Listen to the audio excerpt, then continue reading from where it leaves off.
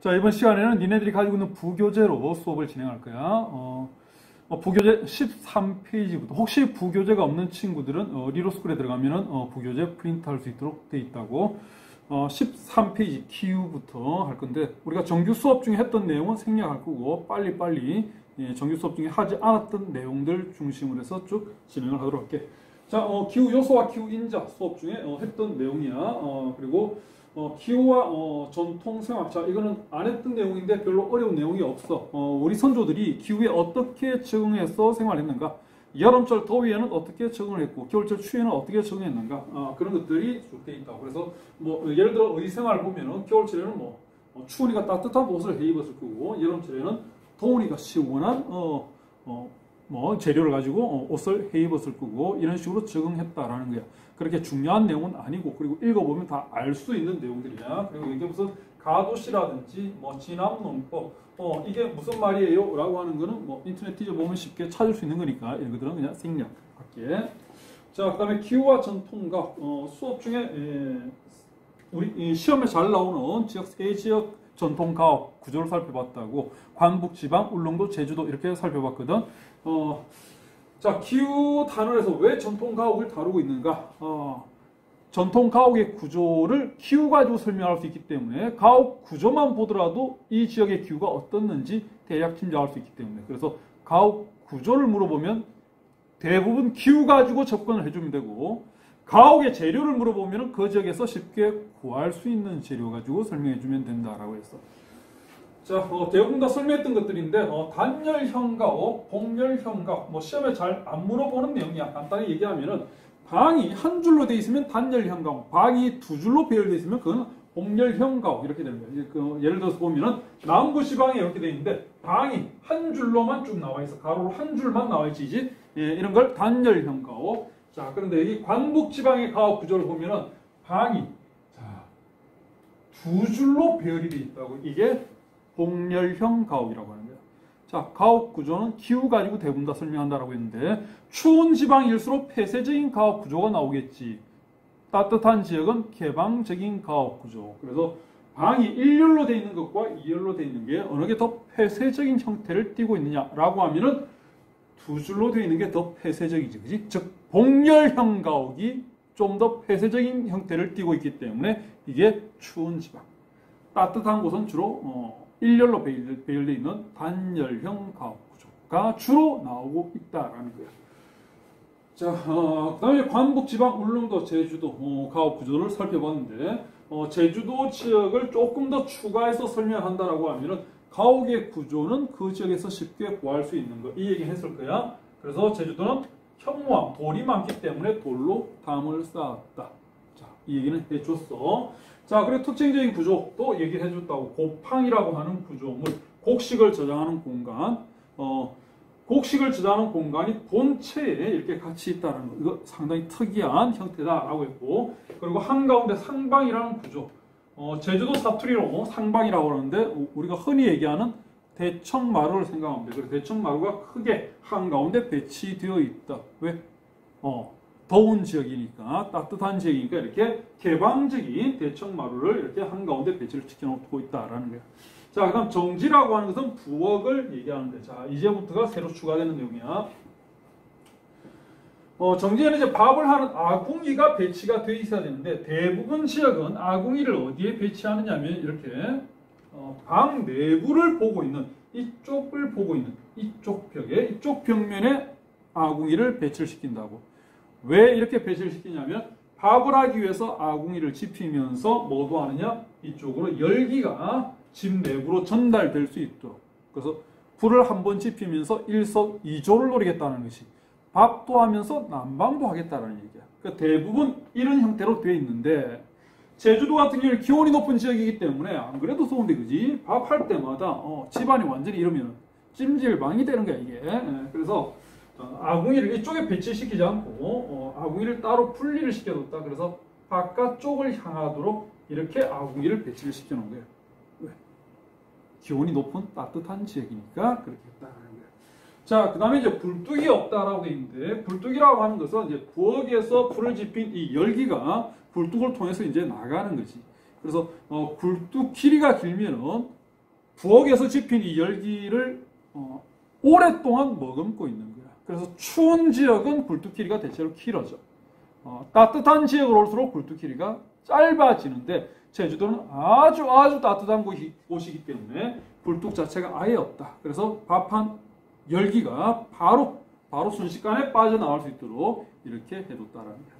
자, 그리고 이제 여기 안 적혀 있지만 이 얘기는 해줬을 거야. 바람이 많이 불기 때문에 지붕을 거물처럼 묶어뒀다. 이거 보여주지, 그지? 그래서 거물 지붕 형태가 나오고 있다. 자, 그 다음 이제 기온부터 볼게. 기온에 영향을 주는 기후 요인, 기후 인자 해가지고 위도, 수륙 분포, 해발 고도, 해류 이런 것들이 기온에 영향을 주고 있다. 자, 대부분 했던 내용이고 보면 또 알 수 있는 내용이니까 이거는 그냥 넘어갈게. 자, 그 다음에 기온 변화 중에서 기온하면서 우리가 이게 제일 중요하다라고 했다고. 대륙도 얘가 제일 중요하다. 대륙의 영향을 받는 정도를 수치로 옮겨놓은 것이다. 그래서 대륙도 수치가 크면 대륙의 영향을 많이 받는다. 대륙성 기후가 탁월하다라는 것을 의미하고 있고, 대륙성 기후가 탁월하면 연교차가 크게 벌어진다라고 했죠. 그래서 대륙성 기후의 정도를 나타낼 수치인데, 대륙도가 크다라는 것은 대륙의 영향을 많이 받는다라는 것은 여름 겨울 기온의 차이가 크다. 연교차가 크다. 그리고 한 개 더 추가해서 얘기를 하자면은 강수의 계절별 편의율도 크다. 강수의 계절별 편의율이라고 하는 것은 특정 계절에 편중되어 있는 정도를 얘기하는 거야. 쉽게 표현하자면 여름과 겨울의 강수의 차이가 크게 벌어지는 거. 이것도 대륙성 기후의 특징이다. 그래서 대륙성 기후, 대륙의 영향을 많이 받으면 두 개의 특성이 나타난다. 여름 겨울 기온의 차이가 커지는 것, 또한 여름 겨울 강수량 차이가 크게 벌어지는 것. 두 개가 대륙성 기후의 특징이야. 자, 그러면서 이제 지역별 연교차, 어디가 대륙의 영향을 많이 받느냐 해서 이 얘기를 했다고. 이게 연교차 큰 곳을 찾는 기본적인 원리다.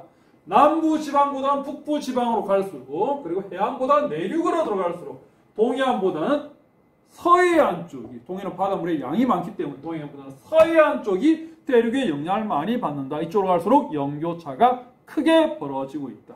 자, 그래서 특정 지역을 찍어두고 어디가 연교차가 큰가를 물어보면 기본적인 원리가 이 원리다라고 했다. 그러면서 이렇게 해가지고 봤지. 인천, 춘천, 강릉 세 지역을 점 찍고, 자, 인천 A, 자, 춘천 B, 그리고 강릉 C 이렇게 해서 어디가 영차가 제일 크게 라고 물어보면은 북쪽으로 갈수록 세 개 중에 춘천이 그나마 조금이라도 더 북쪽에 가 있어. 그리고 내륙으로 들어와 있을수록 연교차가 크다. 그래서 연교차는 춘천이 연교차가 제일 크다. 자, 그 다음 A하고 C하고 인천하고 강릉하고는 둘 다 해안가 쪽에 있고 위도도 거의 같아. 그러면 어디? 서해 쪽이, 서해안 쪽이. 자, 인천이 연교차가 그 다음 크고, 그 다음에 동해안에 있는 강릉이 연교차가 제일 작다. 이런 식으로 찾아주면 된다. 그 원리가 이 원리다. 자, 연교차 비교하는 원리. 자, 이 세 개의 원리를 얘기를 해줬다고. 자, 그런데 이렇게 한번 비교를 해보자고. 어떻게 되는지. 자, 여기 포항이 있어. 자, 여기는 목포야. 포항하고 목포하고 연교차 어디가 더 클까? 자, 이 원리 가지고 접근을 한다라고 하면은 일단 위도를 봤을 때 목포보다는 포항이 더 북쪽에 있어. 그러면 포항이 연교차가 더 크겠구나. 그지? 자, 그런데 수력 분포를 봤을 때는 둘 다 해안가 쪽에 있기 때문에 둘 다 뭐 큰 차이가 안 날 거고, 포항은 동해안에 있고 목포는 서해안 쪽이야. 동해안, 서해안을 봤을 때는 어디가 연교차가 더 커야 되냐? 서해안 쪽이 연교차가 커야 되거든. 위도를 봤을 때는 포항인데 동해안, 서해안을 봤을 때는 목포가 되네. 이거 어떻게 답을 해야 돼? 자, 이런 걸 찾아내도록 하기 위해서 뭘 줬느냐면 이걸 준 거야. 자, 여기 지금 세 지역이 나와 있는데 뭐 2개 정도만 정리를 해두자고. 청진하고 인천, 청진은 저 북한의 동해안 쪽에 있어. 인천하고의 연교차가 비슷하다. 청진이 어디 있는지 모르면 니네들이 지도 가지고 찾아봐. 자, 그리고 강릉하고 목포하고의 연교차가 거의 같다. 자, 이 내용을 알고 있으면 이런 식으로 비교를 해도 웬만한 지역은 연교차 크기를 비교할 수 있다고. 자, 보자. 포항하고 목포하고의 연교차를 비교하고 있는데, 자, 이거 잘 모르겠으니까 그럼 포항하고 강릉하고의 연교차를 비교하면은 이거는 비교가 되지. 같은 바닷가, 같은 동해안에 있어. 그런데 포항보다 강릉이 더 북쪽에 있다. 그러면 포항보다 강릉의 연교차가 더 크겠네. 그지? 그런데 강릉하고 목포하고는 연교차가 거의 같아. 강릉하고 목포하고는 연교차가 거의 같아. 포항보다 강릉이 연교차가 커. 강릉은 목포하고 연교차가 같아. 포항하고 목포하고 어디가 연교차가 클까? 강릉이랑 같대잖아. 그지? 그러면은 목포가 연교차가 큰 거지. 그래서 이런 식으로 이제 비교를 시킬 수가 있다는 거야. 자, 한 개 문제를 더 내줄게. 자, 비교해봐. 어떻게 되는지. 강릉하고 대구하고를 비교해보자. 어디가 연교차가 클까?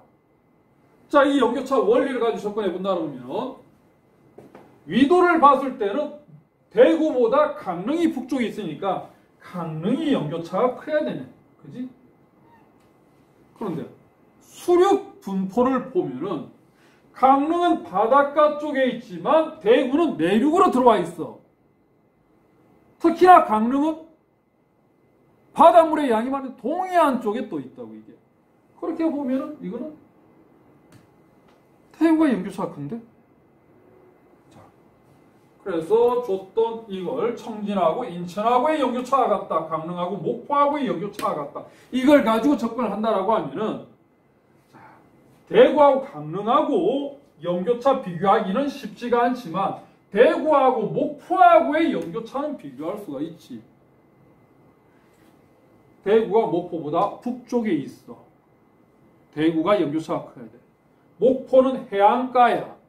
대구는 내륙에 있어. 수륙 분포를 보더라도 마찬가지로 대구가 연교차가 커야 되지. 그지? 그러면 강릉하고 대구도 비교할 수 있지. 어디가 연교차가 커야 되나? 대구가 강릉보다 연교차가 크다. 이렇게 구할 수 있는 거예요. 그래서 이 내용은 청진하고 인천하고 같다. 강릉하고 목포하고 연교차가 같다라고 하는 것은 이렇게 이제 동해안 쪽에 있는 동해안 쪽에 이제 북쪽에 위치한 지역과 서해안 쪽에 남쪽에 위치해 있는 이 지역을 만약에 물어본다라고 하면은 이걸 정리해 놓고 있으면은 대략 비교가 된다라는 얘기야. 그래서 이걸 적어준 거야. 자, 그 다음에 이 얘기는 했던 것 같아. 우리나라에서 대륙의 영향을 가장 많이 받는 곳, 즉 연교차가 가장 큰 곳은 중강진이다. 대략 한 40도 정도, 정확히 38도의 차이가 나고 있어, 여름, 겨울. 자, 우리나라에서 연교차가 제일 작은 곳은 제주도, 특히 서귀포 한 20도 정도. 거의 2배 가까운 차이를 보이고 있지, 그지? 자, 그래서 우리나라 대륙의 영향을 제일 많이 받는 곳은 중강진. 우리나라에서 바다의 영향을 제일 많이 받는 곳은 제주도. 이렇게 정리를 하면 되겠다. 그지? 자, 그런데 대륙의 영향을 많이 받느냐, 바다의 영향을 많이 받느냐. 즉, 대륙도라고 하는 거는 연교차 가지고도 비교가 되지만 뭘 가지고도 비교가 된다라고 했냐면은 여름, 겨울 강수량 차이 가지고도 비교가 된다라고 했거든. 그러면 우리나라에서 여름, 겨울 강수량 차이가 제일 심하게 벌어지는 곳은 어디냐? 마찬가지로 중강진이야. 여름, 겨울 강수량이 한 30배 정도 차이가 난다고. 그런데 여름, 겨울 강수량 차이가 제일 작은 곳은 서귀포가 아니지. 어디가 되느냐? 울릉도지. 울릉도가 여름, 겨울 강수량 차이가 제일 작아.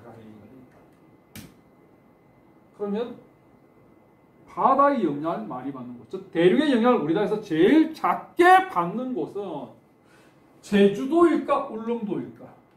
연교차를 가지고 접근하면 제주도가 될 거고, 여름, 겨울 강수량 차이를 가지고 접근한다면 울릉도가 될 거야.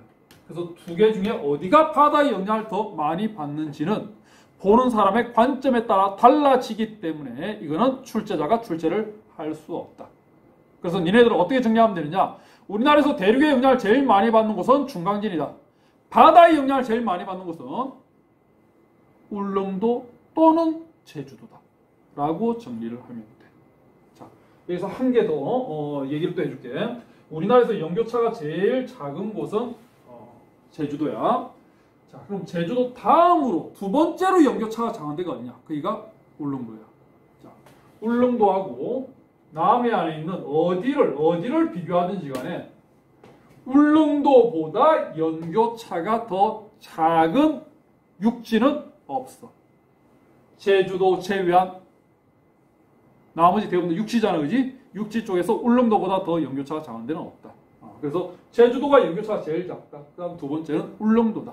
그리고 이 원리. 자, 그리고 요거 이걸 가지고 나머지 지역들은 비교를 해주면 된다. 자, 그 다음에 이제 기온의 일교차가 나오는데, 낮과 밤의 기온차가 이제 일교차지, 그지? 자, 일교차는, 연교차하고 비슷하게 마찬가지로 바다의 영향을 많이 받으면은 낮에 기온이 많이 안 올라가. 밤에 기온이 많이 안 떨어져. 즉, 일교차가 작아. 그런데 대륙의 영향을 많이 받으면 해가 뜨면 기온 많이 올라가.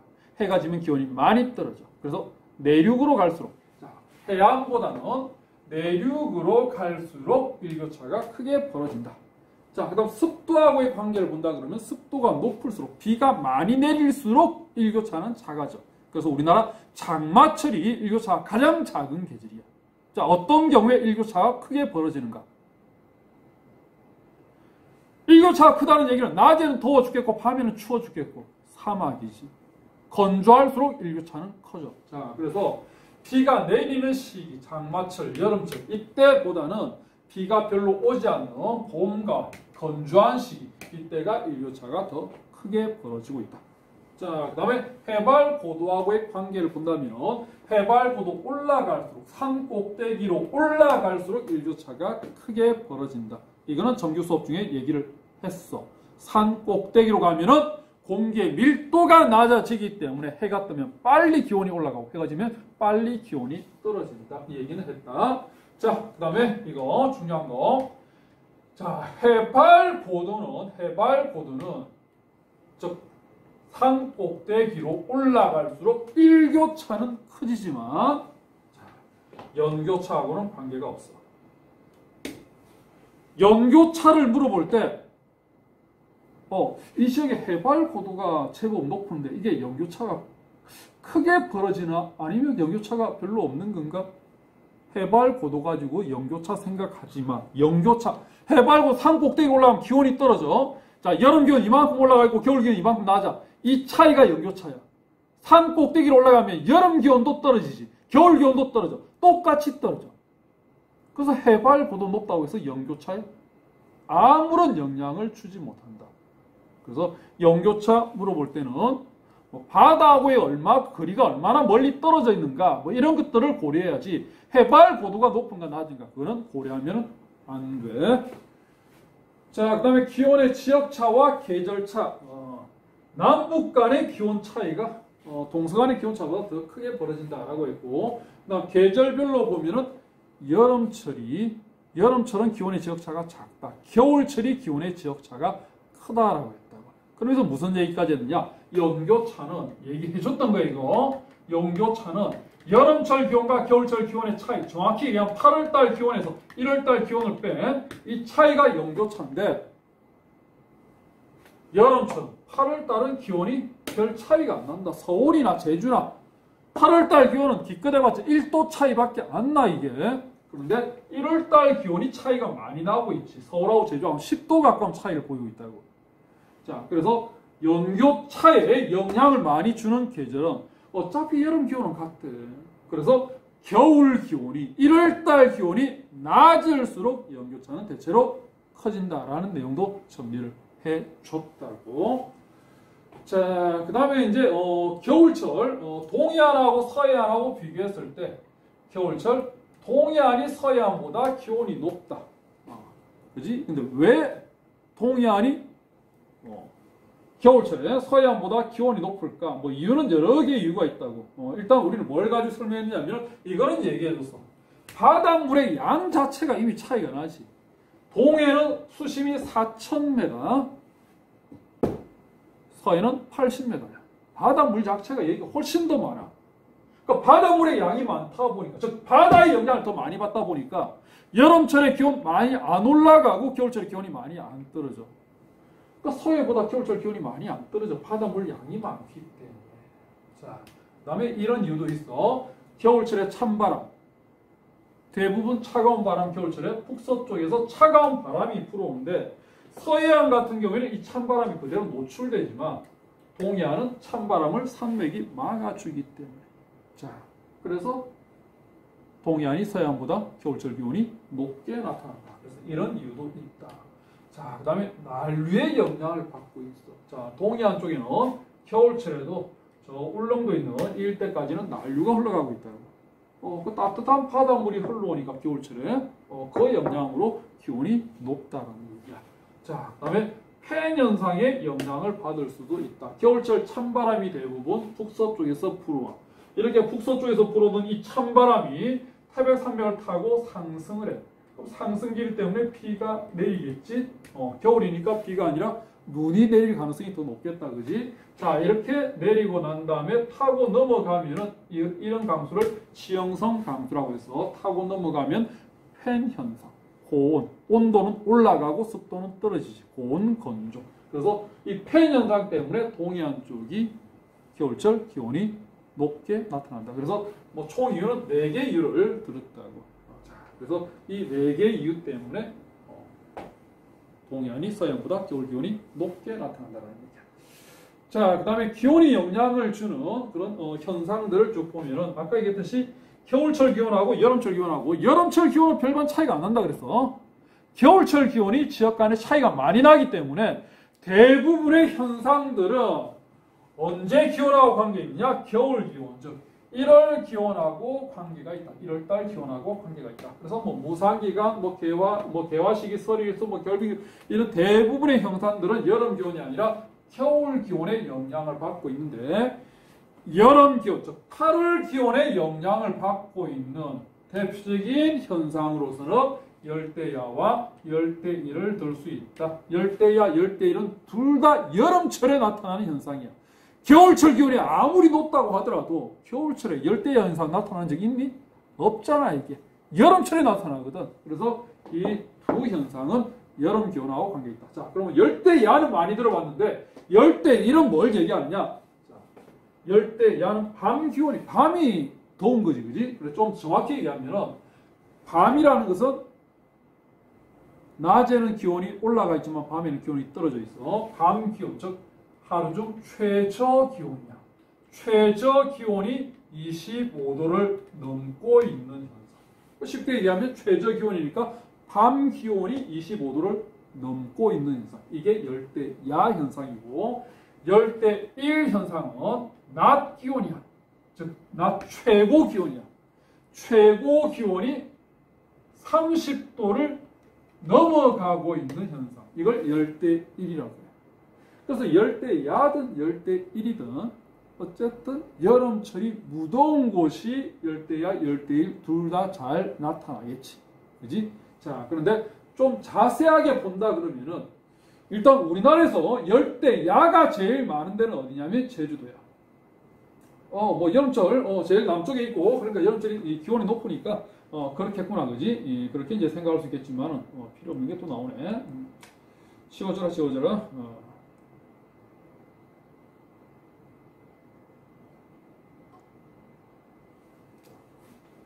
제주도가 열대야가 제일 많이 나타나. 근데 열대일은 제주가 아니야.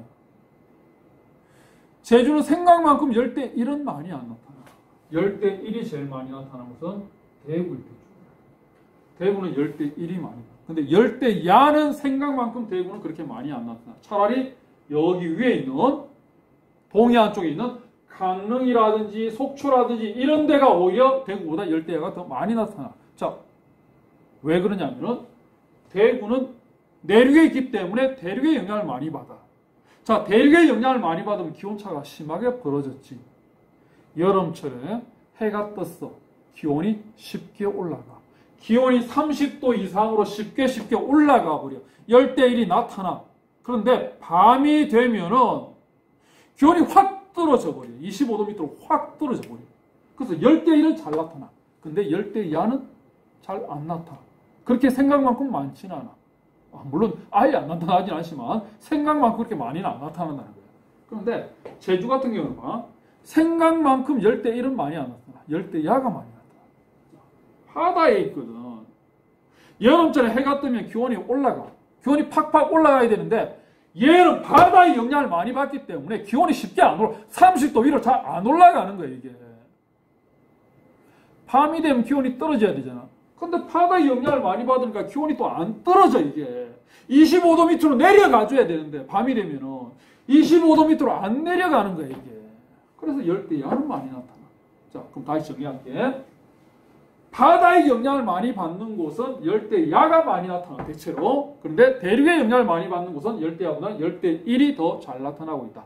자, 열대야든 열대일이든 여름철 기온이 높은 곳이 열대야도 많이 나타나고 열대일도 많이 나타나는데 그 중에서 바다의 영향을 많이 받으면 열대야가 많이 나타나고 대륙의 영향을 많이 받으면 열대일이 많이 나타난다. 자, 그 다음에 기온 역전 현상. 자, 해발 고도 올라가면서 기온이 떨어져야 되는데 오히려 기온이 올라가 있는 지표 부분이 워낙 차갑게 냉각되어 있을 때 나타나는 현상. 이게 기온 역전 현상이었어. 그 언제 잘 나타나는가? 자, 이 중에 이제 겨울철 추울 때, 늦가을 초봄, 겨울철 추울 때 잘 나타나고 해가 뜨면 안 되지. 지표면이 냉각돼야 되니까 새벽에 잘 나타난다. 그리고 분지나 골짜기에서 이거 바람 가지고 설명했어. 산 꼭대기에는 차가운 공기가 밑으로 내려오는 산간지대에서 밤에 부는 산풍 때문에. 자, 이 얘기들은 정규 수업 중에 했던 얘기들이야. 자, 그 다음에 나머지 얘기들 쭉 보자고. 자, 일교차가 큰 날 잘 나타난다. 그래프를 다시 한번 그려줄게. 자, 기온하고 해발 고도하고의 관계를 본다라고 하면 해발 고도 낮은 데는 기온이 높고 해발 고도 올라 즉 산 꼭대기 올라갈수록 기온이 떨어지는. 자, 이게 정상 분포야. 그런데 기온 역전 현상이 일어났다라고 하면은 지표면의 냉각으로 아래쪽이 위쪽보다 기온이 더 떨어져 있지. 위로 올라갈수록 오히려 기온이 높아지고 있는. 자, 이렇게 반대가 돼 있는. 자, 이게 기온 역전 현상이다. 이 아랫부분 여기가 이제 반대가 돼 있지. 고도 올라갈수록 기온이 높아지니까. 자, 이게 기온 역전인데. 자, 그러면은 기온 역전이 일어난다라는 얘기는 낮에 정상 분포를 하고 있을 때는 지표면의 기온이 이만큼까지 올라가 있어. 근데 밤이 되면 기온이 이만큼 확 떨어져야지 기온 역전이 일어나는 거지. 즉 낮과 밤의 기온차가 크게 벌어지는 날 기온 역전이 일어난다는 거야. 일교차가 큰 날 잘 나타난다. 일교차가 크다고? 일교차가 크다라는 얘기는 비 내리는 날이야? 아니면 비가 안 오는 맑은 날이야 이게? 일교차. 언제 커진다 그랬니? 비가 안 오는 사막에서 낮에는 더워 죽겠고 밤에는 추워 죽겠고 라고 했잖아.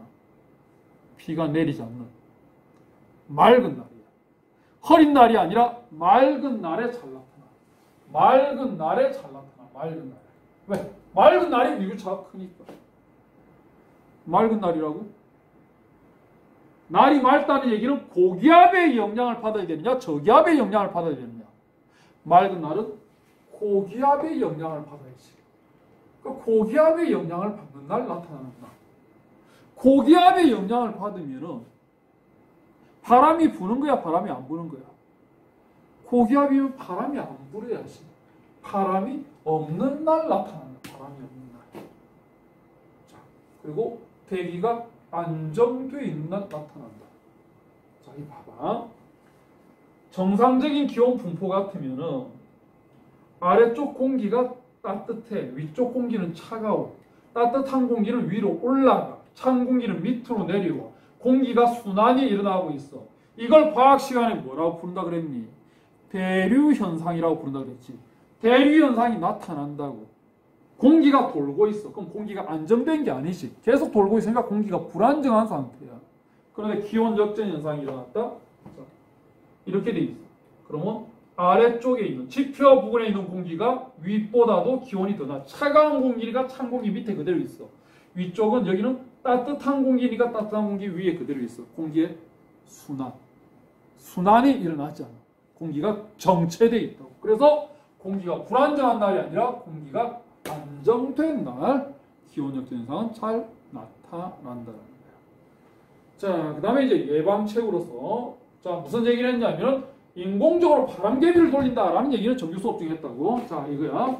자, 이게 저 서귀포 쪽에 있는 녹차밭이야. 녹차밭의 전봇대 위에 보면은 뭐가 있냐? 바람개비. 선풍기가 달려있지. 바람을 강제적으로 불게 해서 지표면에 찬 공기를 다 날려보낸다. 그래서 농작물이 기온 역전 현상이 일어났을 때 농작물이 냉해 피해를 받는 걸 갖다가 예방해 준다라고 하면서 이 얘기는 했다고. 바람개비를 돌린다. 자, 그다음 뭐가 있냐? 새벽에 운동은 가급적 안 하는 게 좋습니다. 새벽에 운동하지 말자라는 거. 더 특히나 겨울철.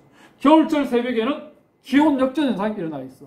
기온 역전 현상이 일어나 있으면 공기의 순환이 일어나지 않기 때문에 대기 오염이 심각해진다 그랬지, 그지? 겨울철 새벽에 기온 역전이 일어나 있다. 지표면에 오염 물질이 쫙 깔려 있다라는 얘기야. 그런데 그때 운동하면 어떻게 돼? 오염 물질 다 들이마시는 거잖아. 그래서 그때 운동하지 말자는 거야.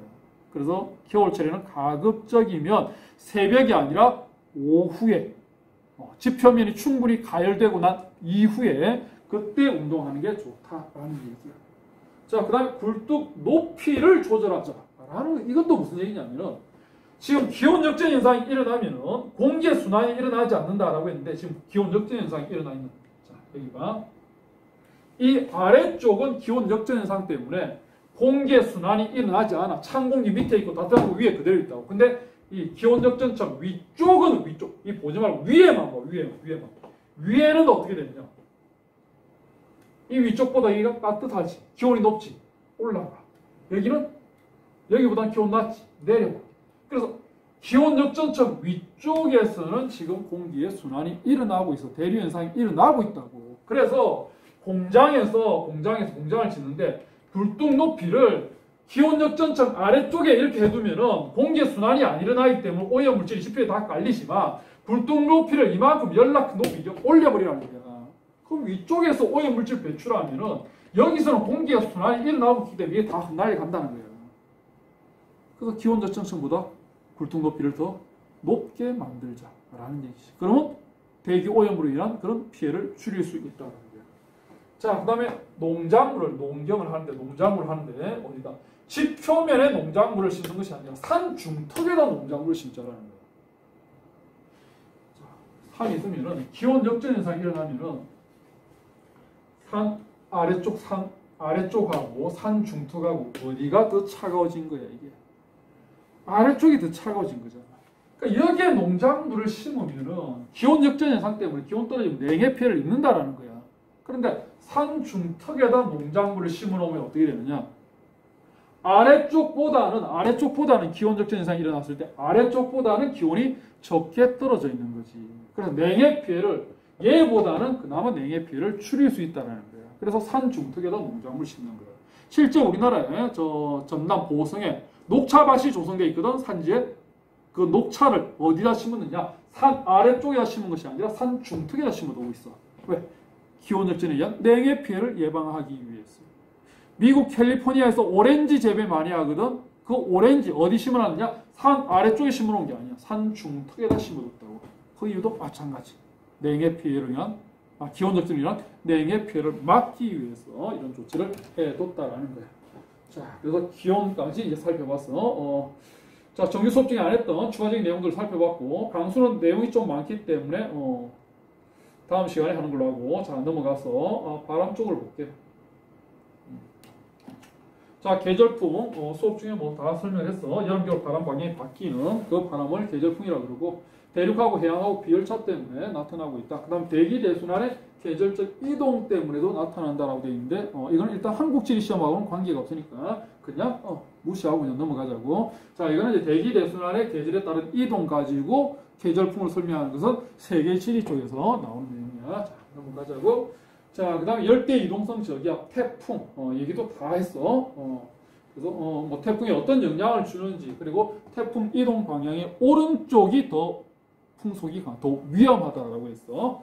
자, 그다음에 높새바람도 얘기를 다 했고, 자, 뭘 안 했느냐면은 높새바람이 페인 현상과 관계 있는, 페인 현상하고 관계 있는 바람이 이게 높새바람이지. 그래서 넉봄 초여름에 오호츠크의 기단에서 북동쪽에서 바람 불어오다가 태백 산맥을 타고 넘어가면서 비를 뿌리고 넘어가지, 그지? 이러면서 고온 건조, 페인 현상이 일어나니까 영서 지방은 비가 오지 않지 가뭄 피해를 본다. 라고 해서 페인 현상까지 설명했는데, 자, 페인 현상하고 관계 있는 다른 여러 가지 내용들을 살펴본다라고 하면은, 자, 높새바람으로 해서 영서 지방이 가뭄 피해를 보는 거. 자, 높새바람, 페인 현상 가지고 설명했어. 자, 그 다음에 동해안의 겨울철 기온이 서해안보다 더 높은 이유. 이 시간에 있잖아. 이유 4개 들었어. 어떤 이유 들었는데? 일단 수심이 차가, 바닷물 양이 동해 쪽이 많기 때문에. 그래서 동해는 겨울철에도 기온이 많이 안 떨어진다. 그 다음에 차가운 북서풍을 태백산맥이 막아준다. 그리고 북서풍이 불 때 태백산맥을 타고 넘어오면서 페인 현상이 일어날 수도 있다. 얘기했지.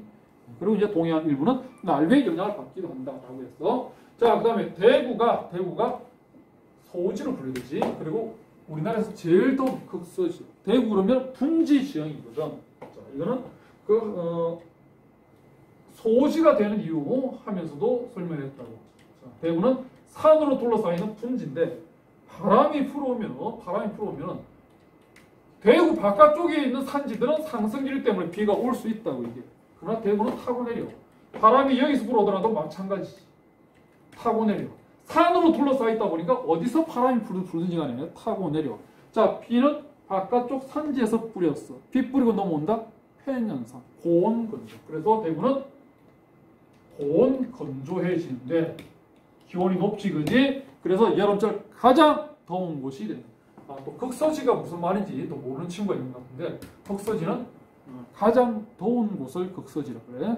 가장 추운 곳은 극한지라고 그래. 극한지.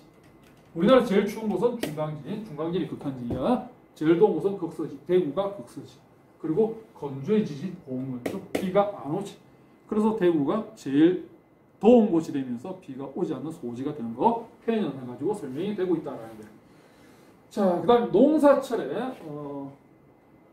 영동지방 사람들은 동풍을 원하고 있고 영서지방 사람들은 서풍을 원하고 있다. 이거는 조선시대 농사 서적 중에 하나인 금양장록이라는 농사 관련 서적에 조선시대에 지어진 책이야. 그게 지금 어떻게 되어 있냐면은, 태백산맥이 지나가고 있으면 태백산맥의 동쪽에 있는 강원도 동해안 일대, 자, 여기를 영동지방이라고 그러고, 서쪽에 있는 여기를 영서지방이라고 그러는데, 농사철에 비가 와야 되지. 비가 와야 돼. 그런데 바람이 동쪽에서 바람이 불어오면은 영동지방은 바람이 산을 타고 올라가기 때문에 비를 뿌리지. 그러나 영서는 타고 내려오니까 비를 안 뿌려. 그럼 동쪽에서 바람 불어오면은 어디가 농사 짓기 좋으냐? 영동지방은 농사 짓기 괜찮지. 비가 오니까. 근데 영서는 비가 안 오니까 농사를 못 짓는 거야. 그래서 영동 사람들은 농사철에 제발 동쪽에서 바람 불게 해주세요 라고 하면서 기도를 하는 거야. 근데 영서 사람들은 동쪽에서 바람 불면 비가 안 와서 농사가 안 돼. 그래서 영서 사람들은 제발 동쪽에서 바람 불면 안 됩니다. 제발 동쪽에서 바람 불면 안 됩니다 라고 기도를 하는 거야. 반대로 서쪽에서 바람 불면 어떻게 해? 영서 지방이 비가 오지. 영동이 비가 안 오는 거야. 그래서 영서 지방 사람들은 제발 서쪽에서 바람 불기를 기원하고 있는 거고, 영동 사람은 동쪽에서 바람 불기를 기원하고 있다 라는 얘기예요. 페인 현상이지. 이게 조선시대에 지어진 그 책에, 농사 관련 문헌에 이 내용이 나와 있어. 그러면 우리 선조들이 조선시대 때 물론 이 현상을 페인 현상이라고 이름을 붙이지는 않았지만은, 바람이 불어오면 산을 타고 넘어가면은 산 타고 올라가는 곳은 비가 내리고 타고 내려오는 곳은 비가 오지 않는다라는 그 사실은 알고 있었다라는 거야. 자, 그 다음에 영동 지방에 산불이 발생하는 것. 자, 이것도 뭐 페인 현상하고도 관련이 있다라는데, 일단 우리나라에서 산불이 제일 많이 발생하는 계절은 봄철이었어. 자, 봄철에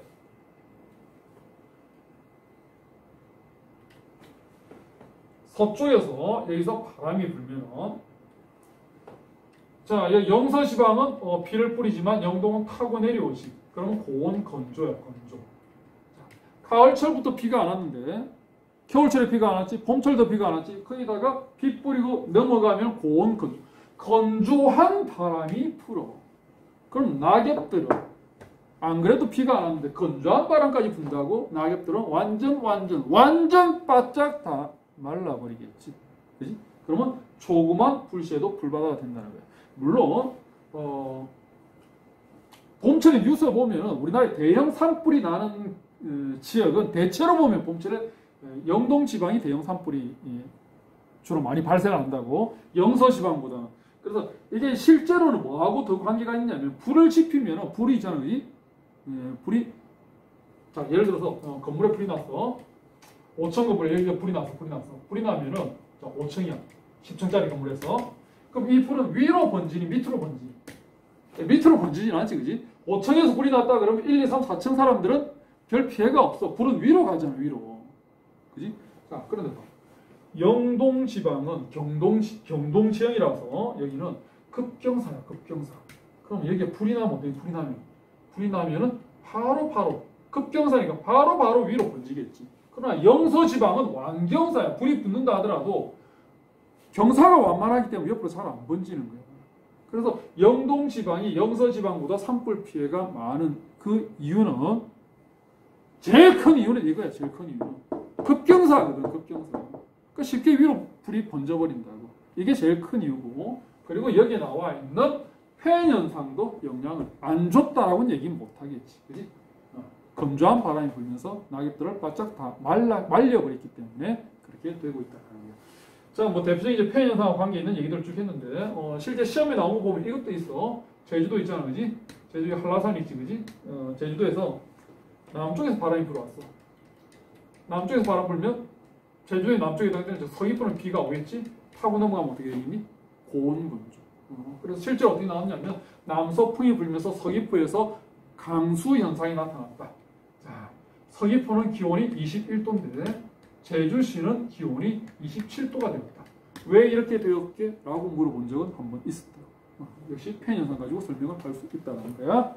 자, 그 다음에 해륙풍과 산곡풍 나오는데 뭐 대부분 다 설명했던 거고, 해륙풍에서 한 개 볼게. 자, 주간에는 바다에서 바람 불고 야간에는 육지에서 바람 분다. 자, 그런데 해풍하고 육풍하고 어느 게 더 풍속이 강할까? 해풍과 육풍 중에서 어느 게 바람 세기가 더 강할까? 바다에서 이렇게 육지 쪽으로 불어오는 이 바람은, 바다에는 방해물이 없어. 바람 부는데 뭐 막아줄 방해물이 없어. 그런데 육지에서 바람 불면 여기는 건물도 있고 나무도 있고 산도 있어. 이거 방해물이 있지. 그러면 육풍, 해풍 중에 어느 게 더 바람 세기가 더 강한가? 해풍이 더 강해. 왜? 해풍은 방해물이 없어. 방해물이 없기 때문에 해풍이 더 강하다. 자, 우리가 지형 단원에서 어떤 지형을 얘기했느냐, 바닷가 쪽에 모래가 깔려있는 지형이 있었지, 그지? 바닷가 쪽이 해수욕장으로 이용되는 이 지형을 사빈이라 그랬어. 해수욕장에 있는 모래가 뒤편으로 날려가서 쌓이면 이게 해안 사구가 되지, 그지? 해풍이 불면 사빈에 있는 모래가 사구로 날아가. 육풍이 불면 어떻게 되니? 사구에 있는 모래가 사빈으로 날아와. 그래서 사빈에 있는 모래와 사구에 있는 모래는 서로 왔다 갔다 상호작용을 하고 있다라고 얘기했다고. 자, 그러면 해수욕장 뒤편에 모래 언덕이 사구가 만들어지기 위해서는 해풍이 강해야 될까? 육풍이 강해야 될까? 상식적으로 생각해봐. 어느 게 강해야 사구가 만들어지겠니? 자, 봐봐. 육풍이 더 강하다 쳐봐. 어떻게 되니? 해풍보다 육풍이 더 강해. 그러면 바닷바람이 약한 바람이야. 그래서 낮에 몇 개 날려갔느냐? 모래 5개가 사구 쪽으로 날려갔어. 근데 육풍은 해풍보다 강해. 그럼 몇 개가 날라오느냐? 10개가 날아와. 이게 계속 반복된다 그래봐. 사구 만들이시겠니 그러면? 사구 쪽에 물이 없지 그러면 여기 안 쌓이지. 5개 날아가고 저기 반대면 10개가 날아와 버리는데 마이너스 돼 버리잖아. 반대가 돼야지. 반대가. 바다에서 부는 이 해풍은 강도가 풍속이 강하니까 10개를 이쪽으로 사구 쪽으로 날려보낸 거야. 근데 육풍은 약하니까 5개만 가져온 거야. 이 중에 5개만 가져온 거야. 그럼 5개가 남잖아. 매일매일 5개가 남잖아. 그럼 여기 이제 모래가 쌓이면서 모래 언덕이 형성이 되겠지. 그래서 해안 사구가 형성되어 있는 것만 보더라도 육풍보다는 해풍이 더 강해야지 만들어질 수 있다라는 거야. 자, 그 다음 Z 기류에서 나오는데, 얘는 교육과정상 지금 안 다루고 있으니까 그냥 무시하고 그냥 넘겨도 상관없는 부분이야. 자, 이렇게 해서 이제 기후 쪽에 있는 내용들 중에서 기온하고 바람하고 이런 것들 좀 살펴봤고, 다음 시간에는 기후 단원 중에서 남아있는 강수라든지 식생 토양 이런 것들을 살펴보도록 그렇게 할게요. 자, 수고했어.